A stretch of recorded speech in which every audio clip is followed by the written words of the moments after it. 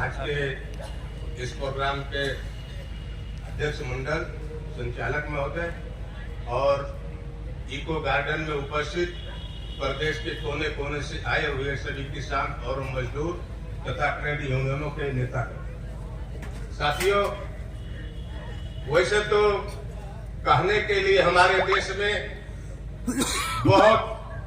बहुत प्रगति हो गई है, बल्कि ये कहना चाहिए कि हमारे प्रधानमंत्री जी कहते हैं हम अच्छे दिन लाएंगे और हुंकारी भी भरवाते हैं कि आए कि नहीं आए।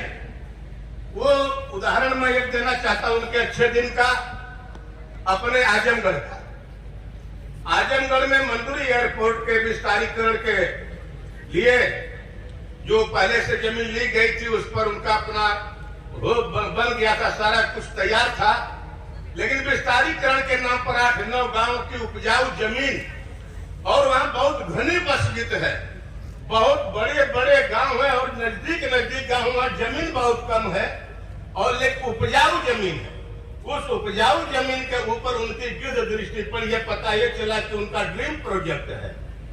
वो सपना देख लेते हैं कि हमको लाल किले में आग लगानी है तो वो कर दो। उन्होंने कहा और उन्होंने आदेश दे दिया। प्रशासन 12-13 अक्टूबर की रात 2022 में जमुआ हरिराम गांव में सगरी एसडीएम राजू रतन सिंह के नेतृत्व में तमाम पुलिस फोर्स, कई थानों की पुलिस, पीएससी और राजस्व कर्मचारी लोग वहां पर आकर के नापजोख करने लगे। वहां के लोगों ने जब इस पर टोका टाकी किया तो उनके साथ अभद्र व्यवहार किया गया। उस वक्त दिन में तो चले गए, लेकिन रात में जैसे चंबल के लुटेरे गांव में छापा मारते हैं, ऐसे ही प्रशासन जमुआ हरिराम गांव में एक दलित बस्ती में जाकर फंसे। बाहर से केवाड़ियों के कुंडियां बंद कर दी गई और जो बाहर मिला उसको मारा पीटा गया। लेकिन हिम्मत है उस गांव की महिलाओं की, मैं तारीफ करूंगा। एक आई हुई है हमारे यहाँ पर, एक गाना भी गाई थी चिड़िया के बाग के धरने के विषय में। ये एक लड़की आई हुई है यहाँ पर, बच्ची सुनीता। ये तमाम जो महिला पार्टी थी प्रशासन से टकरा गई और उनको विवश कर दिया भगाने के लिए। तब से लगातार हम लोगों से कुछ ऐसी बात हुई कि 13 अक्टूबर 2022 से वहां पर धरना शुरू हुआ है, जो लगातार आज भी चला। 411 दिन आज उस धरने को हो जाएगा, जो कंटिन्यू चल रहा है। और 6 राउंड का वार्ता हुआ है जिला प्रशासन से, लेकिन वो वार्ता बेनतीजा रही। उस वार्ता का कोई नतीजा नहीं निकला। प्रशासन ये कहता था कि आपको हम 4 गुना मुआवजा देंगे और आप लोग जमीन छोड़ दीजिए। हमने कह दिया, मैं एक बार प्रेस वार्ता में कह दिया था कि अगर 4 गुना आप प्रशासन से हमको दिलवाना चाहते हैं तो पहले मेरी बात सुन लीजिए, इसके बाद बात करिए। अगर जिसके पास 1 बीघा खेती हो उसको 4 बीघा खेती दिला दो, जिसके पास 1 मकान है उसको 4 मकान दिला दो, जिसके पास 1 बिस्वा का द्वार पर दरवाजा सहन है उसके पास 4 बिस्वा का दरवाजा दे दो, जिसके पास एक घर में 1 लड़के को नौकरी है उसको 4 लड़के को नौकरी दे दो, और नहीं है तो भी 4 लड़के की नौकरी दो। प्रशासन से पीछे हट गया। प्रशासन का ये कैसे हो सकता है? उनका फिर तो 4 गुना आप क्या देंगे, किस पैसे को देंगे? उस पैसे को जो पैसा पा करके अच्छा आदमी भी बिगड़ जाता है, जो शाकाहारी होता है वो दारूबाज हो जाता है और नाना प्रकार से खर्चा उसका बढ़ जाता है, वो बर्बाद हो जाएगा। और वो भी पैसा ये भी कहा गया कि किस्तों में मिलेगा, एक बार में नहीं मिलेगा, किस्तों में मिलेगा।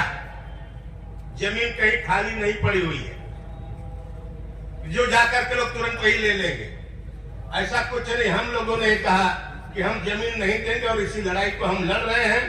इस लड़ाई में तमाम हमारे किसान नेता भी शिरकत किए। मैं बता दूं, राकेश टिकैत, दर्शन पाल, चढ़ुनी बाजवा, संदीप पांडे, अरुंधति और मेधा पाटकर, पूनम पंडित, ये तमाम लोग, किसान लोग वहां पर के जाकर के हमारा समर्थन किए हैं।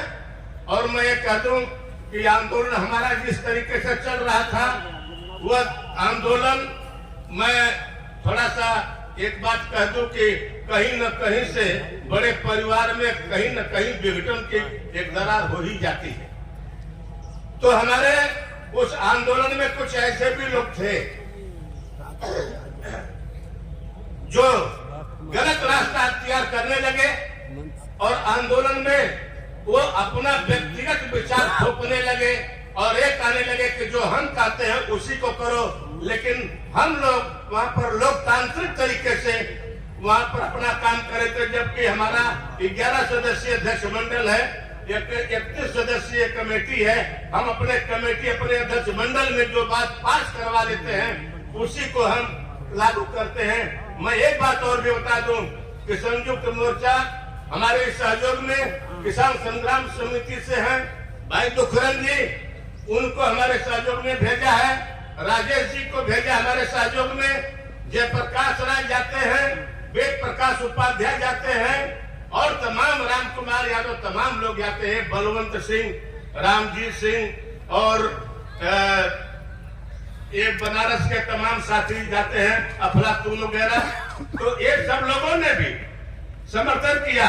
और आज मैं बता दूं कि मेरे इस लाइन को जो हमने कमेटी में पास करके लागू किया, किसी ने नहीं काटा, सबने कहा ठीक है। एक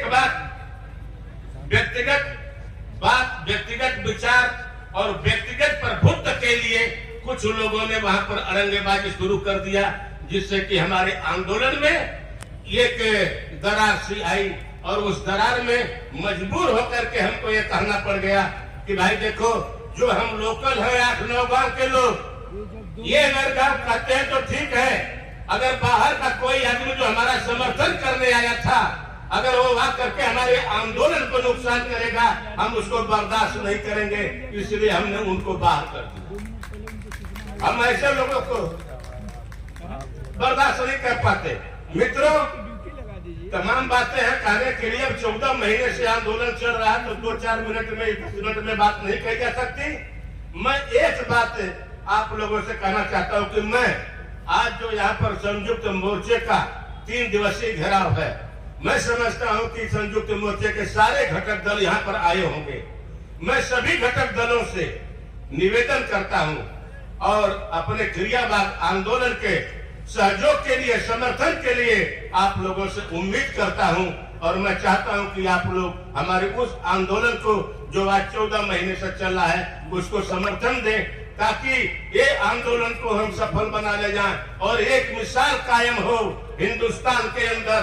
कहीं भी किसान और मजदूरों के साथ अगर ऐसा हो तो किसान मजदूर की लड़ाई लड़ करके अपनी जमीन, अपने अस्तित्व को बचाने के लिए आगे आ सके। इन्हीं सब शब्दों के साथ इंकलाब जिंदाबाद। इंकलाब जिंदाबाद। धन्यवाद साथियों, आप लोग बहुत ही अनुशासित विचारधारा, अनुशासित पार्टी